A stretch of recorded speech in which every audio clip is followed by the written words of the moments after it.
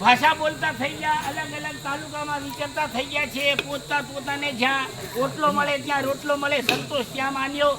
અને આપણા જે વીર શહીદોએ શહીદીઓરી છે આ દેશની અંદર પ્રથમ 1813 થી 1830 સુધી સશસ્ત્ર સંગ્રામ 30 પછી તો રૂપસિંહ નાયક આખા પંચમહાલ જિલ્લાની અંદર પ્રખ્યાત થયો હતો. અંગ્રેજોની પાસે એમનો કોઈ જવાબ નહોતો.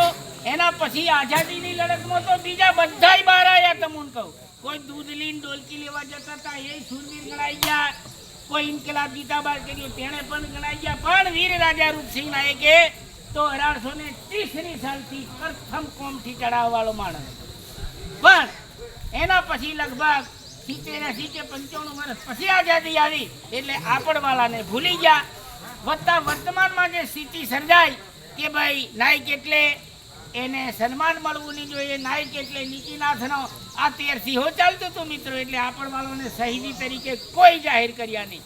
ધનવાદ ઘટે વર્તમાનમાં વડાપ્રધાન શ્રી નરેન્દ્રભાઈ મોદી સાહેબ 2011-12માં એમણે અહીંયા જાંબુઘોડામાં વતન વંદનાના કાર્યક્રમ કરી અને વીર રાજા રૂપસિંહ નાયક અને જોડિયા પરમેશ્વરને શહીદ તરીકે જાહેર કર્યા.